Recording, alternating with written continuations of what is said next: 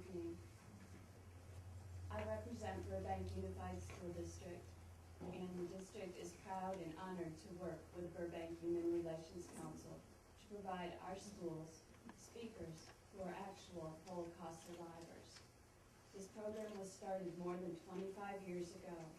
As part of the program, students meet and hear living history, first-person accounts of what life was like during this terrible time period and how the speaker was able to survive.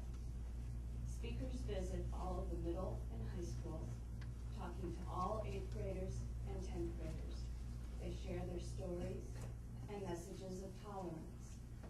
These personal narratives make history come alive for our students in ways that books and movies cannot. Hearing someone's own account of that time period has a moving and often lasting impact on our students. I'd like now to share with you a sampling of letters written by students over the years to the speakers. Thank you so much for sharing your terrifying experience during World War II with us. I am a student at John Muir Middle School. Your words have made me look at the Holocaust with a new perspective. Before, I simply regarded that tragic event as a mistake made in the past. I knew that millions of Jews suffered terribly during that period of time, but it still felt very distant to me. In fact, I believed that the best way to deal with it was to try and forget that it ever happened.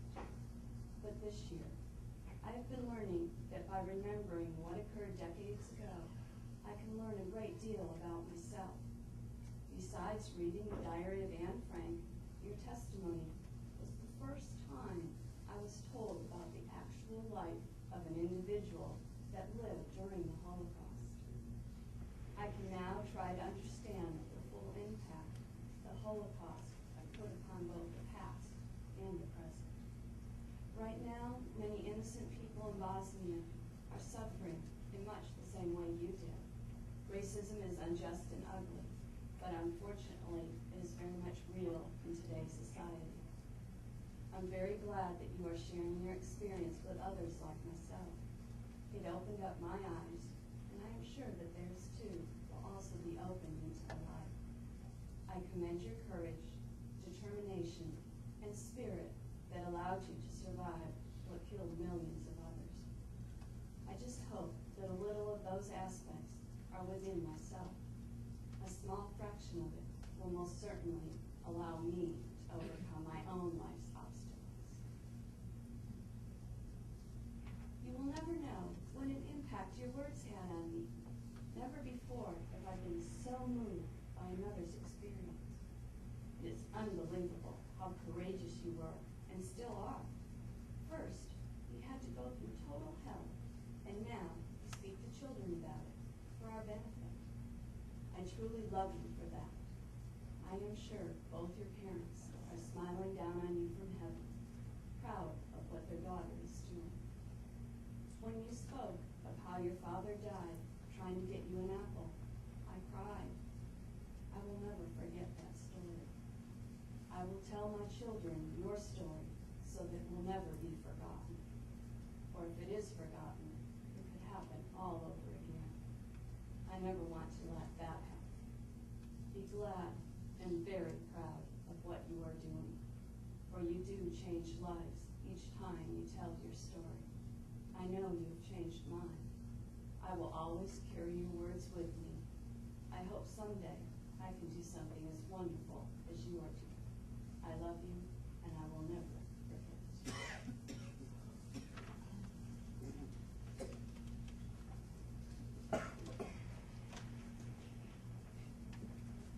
Ladies and gentlemen, it gives me great pleasure to introduce Moussa Hakakha from Tehran prior to the revolution. A young man who, through the communication of the Jewish community, was asked to go and with his older brother Nasser, rescue Jews. I don't want to take up any of what he's going to say except to remind you who do not know. Iran during World War II had a Shah who sought out Hitler and promised if Hitler would keep Iran neutral, the Shah would turn over all the Jews of Iran. Our aid came from another quarter that we probably did not expect. The British government informed him then that it was time for him to leave Iran and that his son would take over. Now that the Shah you know, but that Shah was prepared to send all of the people, the Jews of Iran, to the chambers. So it is even more so that the Jews of Iran got together informally and rescued Holocaust victims. And I will not say anything more. I will ask my father-in-law to speak.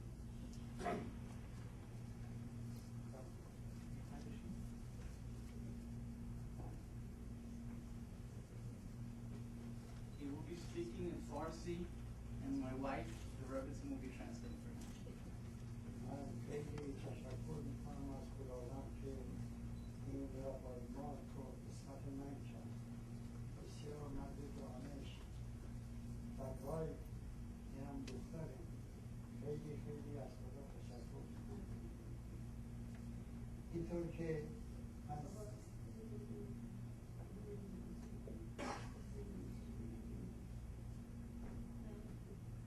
My father honoring my husband that he is very happy to have him as his son-in-law, and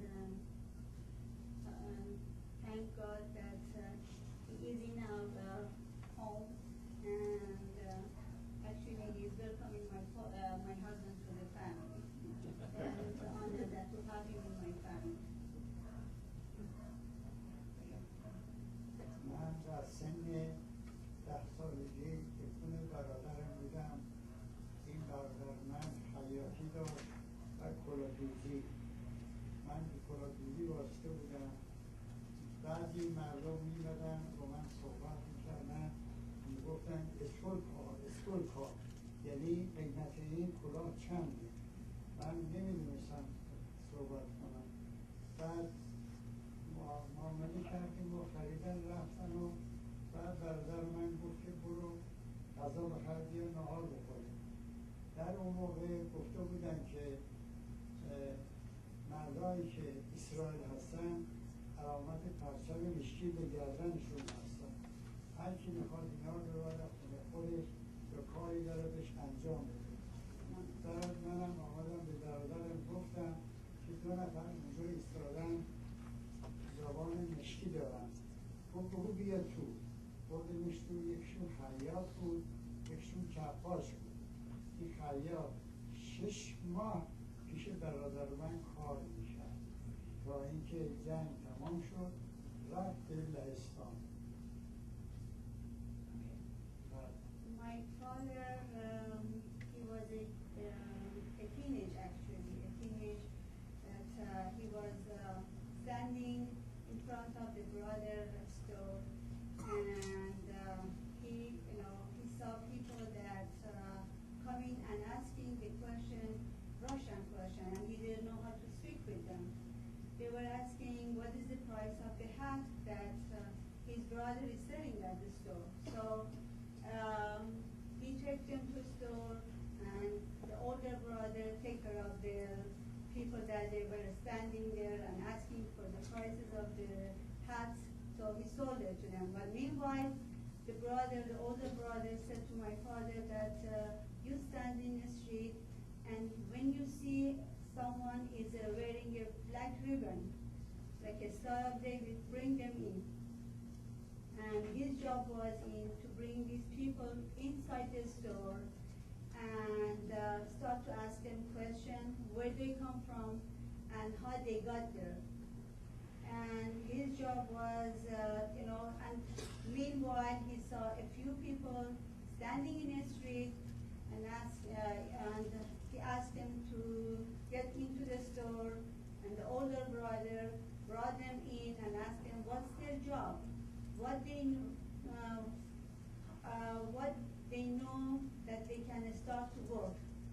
And one of them was a tailor, another one was something else.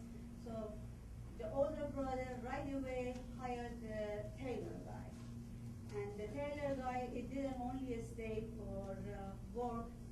At the same time, the older brother feed them and feed the other, And by end of the day, it was night, so they didn't have place to stay. So he took them to his own house and kept them for between 6 to 8 months. And all this time, he was working in the same place, and he was staying in my uncle's house. اون موقع من 10 سالم بود، شخصی اومد به خونه برادر من به نام داوود جان ارغانایان، گفت که من یک مقدار پارچه دارم میخوام بدیم به این زنها که تو دشتیه اونجا زندگی کردن اوریون بودن. ما این پارچه ها رو بردیم طرف های بود زنگولک خونه که اونجا پولپسخونه آجر بود. چند تا خونه رفتیم پیدا کردیم، اینا خیار بودن.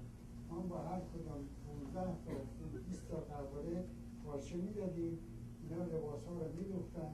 ما هم هفته یه دفعه میمدیم با داوود جان ارفانایان میبردیم مغازه و تقسیم میکردیم به این زنهای الیون روزه آدینه. اون لباساشون لباس تنبیه کردن و غزل نداشتن. اون موقع برادر من 100 تا تخم میپخت، میخریدیم میپخت با 100 تا نون گرد تفتون و هر کدام یکی 2 تا تخم و یه دونه نون بهشون میدادیم میخوردن، شکمشون سیر میشد. Our Jewish representative was Davud El-Ghanayan. He was a very nice man in Tehran, and he was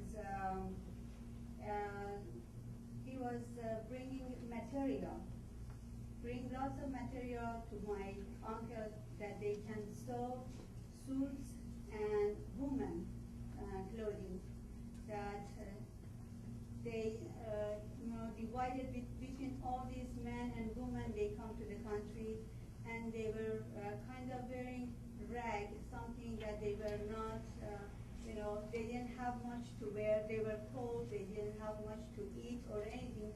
So he brought all the material, bring it to my uncle, and my uncle divided between himself and other tailor to sew, and they started to divide it to the people.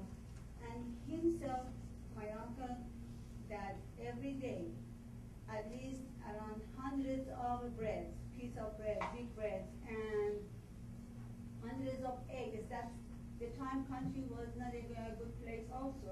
Jews, they were not have that much either, but he was gathering all these eggs and food and prepare. And my father and the rest of the, other young men, other people that they were ready to help, they would take the food and spread it among the people. Not only that, they didn't have that much place, so they sheltered them in cemetery. Lots of women and men, they were living in cemetery. So they had to bring them clothing that they be warm, and they had to take food for them that they can live. So that's what he was saying so far.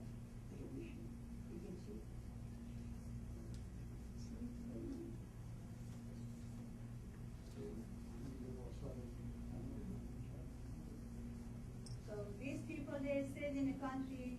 The same man stayed with my uncle, and he got married. And after he got married, he stayed with my uncle. And not only him, many of them, they got married with Persian men and women. Some of them, they stayed. Some of them, they went back to Russia or to